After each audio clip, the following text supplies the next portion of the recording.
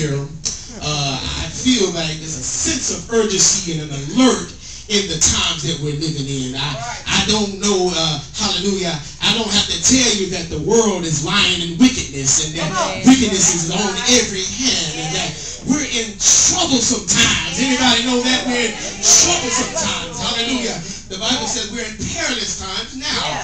It seems like it turns for the worse every day. You can look on the news and see something's going on. They got that thing going over. Well, somebody came up with a film that discredits the Islamic way, and they got them all mad at America and mad because they say we made a film that discredits Allah as being God, but Allah is not God. Hallelujah. Jesus Christ. So it seems like at every turn it gets worse. It seems like the disciples were eager in Jesus' day to know what would be the sign of thy coming and the end of the world. And I like what Jesus said. He said unto me in Matthew 24 and 6 through 8. He says, Jesus said, and answered and said unto them, says, and ye shall hear of wars and rumors of wars. See that ye be not troubled, for all these things must come to pass, but the end is not yet. Come on, let's go and read. Let's read together. For nation shall rise against nation, and kingdom against kingdom, and there shall be famines and pestilence and earthquakes in various places, in different places. And all these things are the beginning of sorrow. So Jesus said also before that, he said, take heed that no man deceive you. I want to take a sink in. Take heed that no man deceive you. Hallelujah. Hallelujah. We got to watch some of this stuff coming over the pulpit today. Hallelujah. You got to watch out for your soul. For the Lord only gave you one soul. Hallelujah. He said, what does it profit a man to gain the whole world and lose his soul? So the soul is something that will spend eternity somewhere.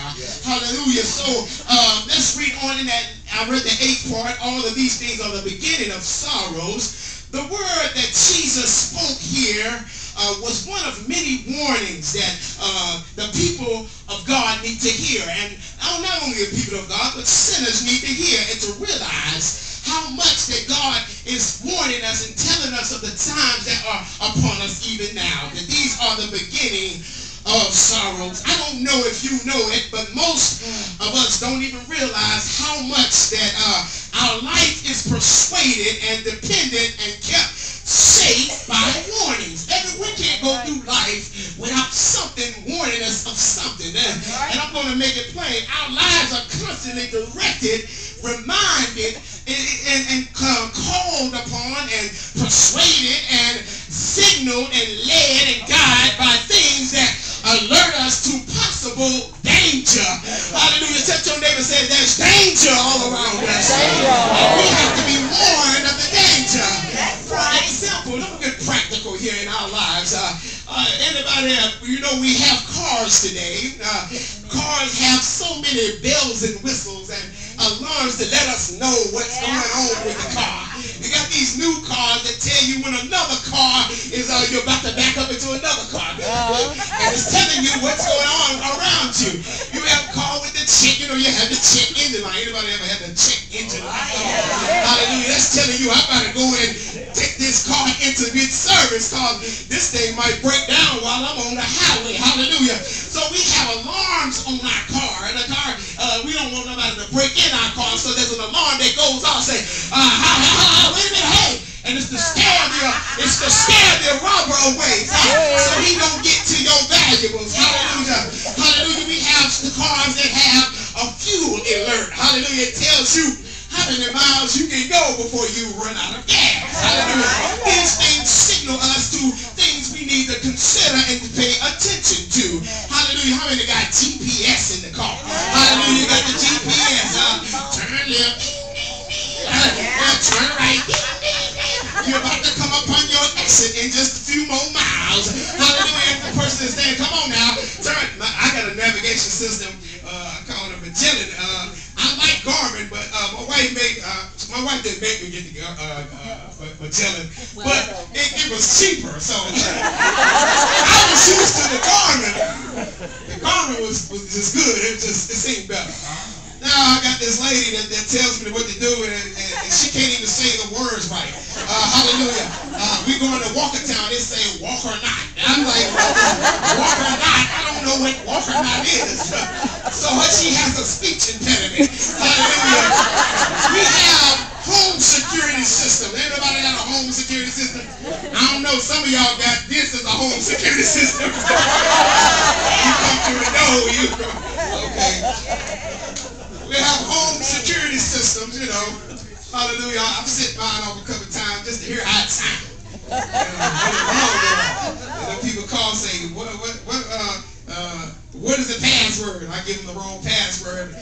The police coming. So, but we have doorbells. You know, the doorbells alert you that somebody at the door. We were like, who is that at the door? Ain't nobody called me till they was coming. They ain't said they was coming. But it's to alert us that somebody's at the door.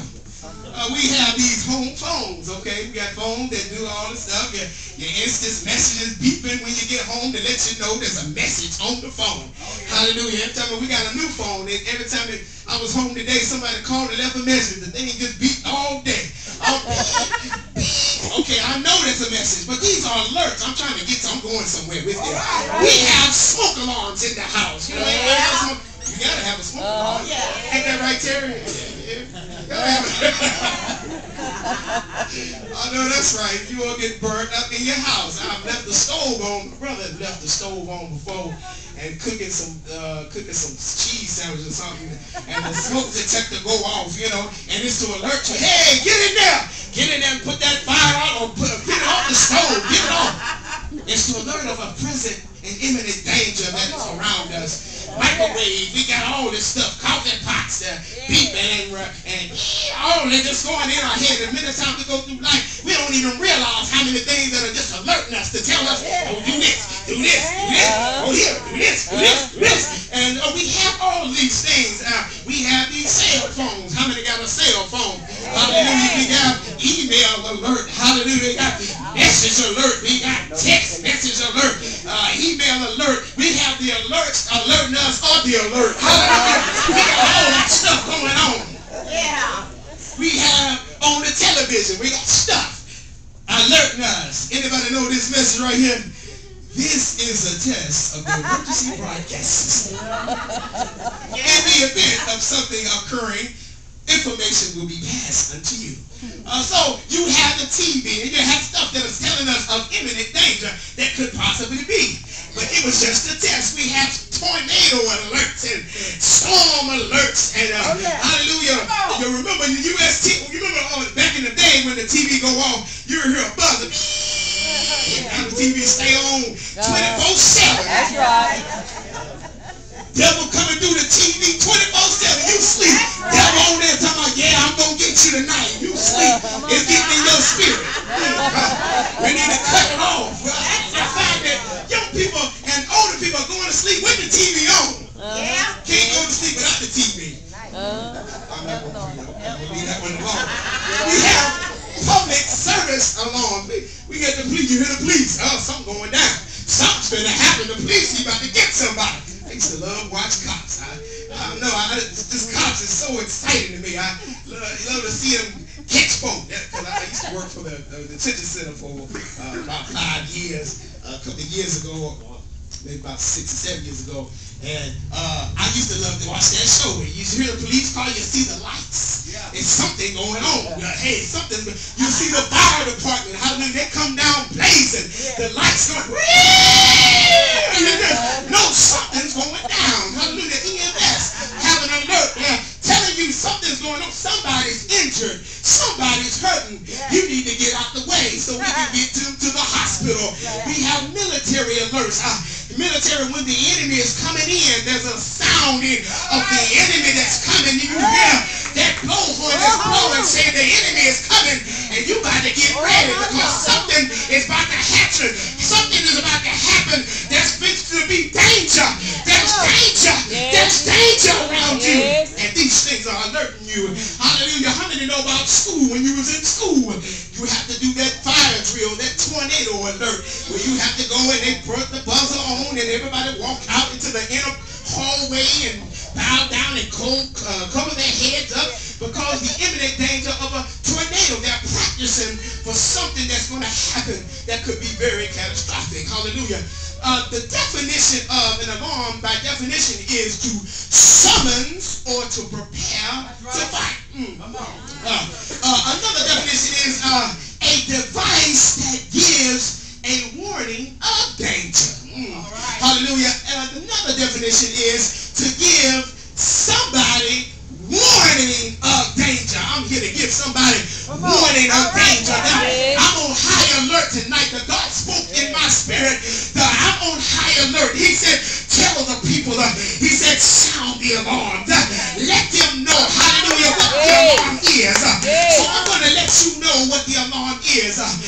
We have one more definition. Hallelujah, alarm is fear. Alarm causes fear by the perception of imminent danger. You understand that when you hear it, I've got to get ready. I have to do something. I have to repair it. I have to fix it. I have to get in line. I have to do something to get this in order. There are many types of devices that alert us to some seemingly present danger that requires our immediate attention. Hallelujah. Come on, stay with me. But the Lord spoke in my spirit and said, for this conference, he said, alarm. He said, alarm. Oh, I feel the Holy Ghost now. And he said, sound the alarm. Hallelujah. It's time to sound the alarm. Hallelujah. He said, blow the trumpet. He said, blow the trumpet. In Amos 3 and 6, let's get some scripture. The Bible says, shall a trumpet be blown in the city and the people not be afraid? Have you ever been afraid when your alarm clock went off and almost knocked you out of bed? Hallelujah. Sometimes when you hear, Amos is saying here through the Holy Ghost, he's saying when a trumpet is sounded in the city, it's saying that the enemy is coming in. How many know that the enemy is coming in the church today? Hallelujah. He's coming to kill, steal, and destroy. So shall a trumpet be blown in the city and the people not be afraid? Hallelujah. I know people say, I know the word says he's not giving us a spirit of fear, but it also says that fear is the beginning of wisdom. I know that too. And he says the angels of the Lord are encamped about them that fear him and delivereth them. Hallelujah. So there's a good fear and there's a bad fear. Hallelujah. The bad fear, the fear causes torment. Hallelujah. But the good fear is the reverent fear of God. And no, I got to live something before he comes back. Hallelujah. He's coming for a church without spot or wrinkle. Hallelujah. Let me give you some more history. If you were to look at the origin of the trumpet, that's what I'm talking about, blow the trumpet. It originates with God. Hallelujah. In Exodus, God, hallelujah, God told Moses to get the camp, prepare them to come up to Mount Sinai because I'm going to give them the commandments. And he said against the third day, they were supposed to clean themselves. The men weren't supposed to come next to their wives because you were going to meet a holy God at a holy mountain. Hallelujah. So, and the Bible says that while the children of Israel were in the camp and it came the third day, that the Lord blew the trumpet, and the trumpet sounded so loud that the people trembled. Hallelujah. And it was so loud when God blew the trumpet. And I want to let you know that the trumpet is used primarily for 4 different reasons in hallelujah, the Bible, in the antiquity, in the biblical days when Israel was in the wilderness. Hallelujah. Number 1, pay attention, is this. The trumpet was used for 4 different reasons, distinct purposes. 1, it was used to assemble and to gather. Remember that. It was used to assemble and to gather. Number 1. Number 2, it was to lead them in the journey. It was to signal them of the journey that they must take. Hallelujah. And number 3, it was to for them to blow the trumpet in time of war when your enemy is oppressing you. Hallelujah. Number 4 was in your glad times or in your praise and worship. He said, blow the trumpet over your burnt offerings. And it's a type, I modality of our worship and praise, to blow the trumpet, to lift up your voice in Zion. Hallelujah. Let's go to Numbers 10, 1 through 10. I'm moving here. You must pay attention. Hallelujah. Let's go.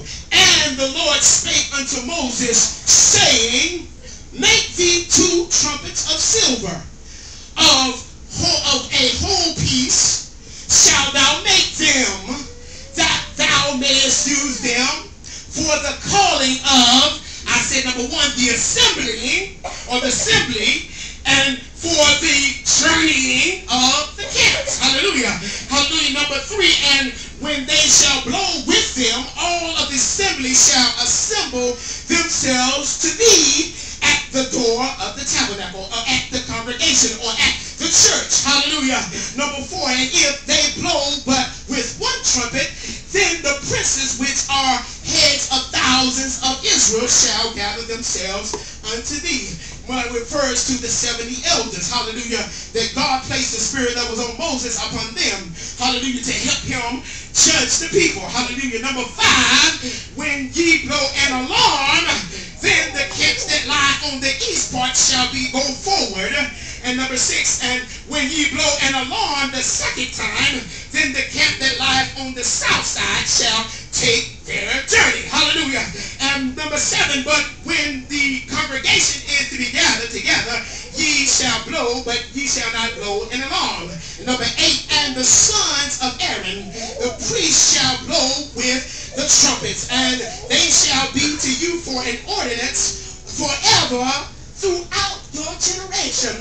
The priests were the only one to blow the trumpet in this time. Hallelujah. But we know now the Bible has called us a royal priesthood, a peculiar people, a holy nation. So he leveled the playing field. You out there are supposed to witness and blow the trumpet just as well as the preacher.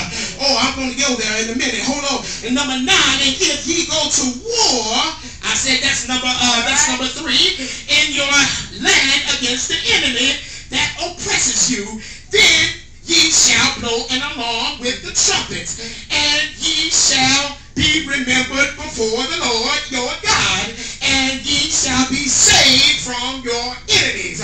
How many want to be saved from your enemies? Hallelujah. Hallelujah. Number 10, also in the day of your gladness, I said praise and worship. Hallelujah. In the day of your gladness you shall blow. In your solemn days, in the beginning of your months. Hallelujah. Ye shall blow with the trumpet over your burnt offerings and over the sacrifice of your peace offerings. Hallelujah. That's nothing but blowing the trumpet in the house of God when you worship. Hallelujah. To lift up your voice like a trumpet and praise the God that we serve, that they may be to you for a memorial before your God. All right. I am the Lord your God. Hallelujah. An overview for this passage, I want to break it down. Public notice is to be given to the people by the blowing of the trumpet. I'm going to get here fast. It's not going to be long. Pay attention. These trumpets demonstrate the preached gospel. Hallelujah. I said these sermons or these trumpets demonstrate the preached gospel. Hallelujah. Paul said, when I came to you, I came not with excellency of speech. He said, I didn't come with excellency of speech. I know I got a Harvard degree, but Paul said, I know I got a Harvard degree. I came under Gamaliel, but I count that old dung. I didn't come to you with enticing words and words of man's wisdom. I didn't come to you with the excellency of speech or of wisdom, but I came unto you declaring the testimony. I came to you declaring the gospel of Jesus Christ. The trumpet sounds an alarm to sinners. Oh, how many ever was a sinner in here? But you heard the trumpet call. Hallelujah. I feel the Holy Ghost. I heard the trumpet call. It alarms sinners and it calls them to repentance. The trumpet proclaims liberty to those that are captive. Hallelujah. I was bound. Hallelujah. But the Holy Ghost set me free. And it calls those out that are slaves of Satan. I'm giving you an overview of this scripture we just read. And it calls and it collects the worship worshipers, hallelujah, of God. It directs and encourages our heavenly journey. Hallelujah. It stirs up our comeback against the world and sin. It stirs up us to fight. Hallelujah. It stirs us up to fight the good fight when you blow the trumpet of God. It is the gospel of Jesus Christ. Hallelujah. That sets men free. Hallelujah. It leads our attention to the sacrifice of Jesus Christ. It shows us, hallelujah, the Lord's presence in for our protection. It also is necessary that the gospel trumpet be blown, hallelujah, because it must be a distinct sound, Paul said. It must be a distinct sound according to the person's address or the end purpose. Whether to convince, the gospel must be, the trumpet must be blown to convince. It must be blown to humble. It must be humble. It must be blown to console. It must be blown to exhort. It must be blown to reprove. It must be blown to teach. Hallelujah. For again, Paul says, if a trumpet gives an uncertain sound, how shall the people know to get ready for war? If you don't know the sound of the trumpet, you won't get ready for war. Anybody ready for war in this place? The sound or the sounding of the trumpet of the gospel is God's ordinance forever throughout your generation, it said. So that means that continually this trumpet, though they blew it symbolically or they blew it literally with a trumpet, it is to be continually an ordinance throughout your generation. That means we ought to still be blowing the trumpet even in this day. Hallelujah. Hallelujah. Paul declared again, if the trumpet gives an uncertain sound, who shall prepare himself for battle?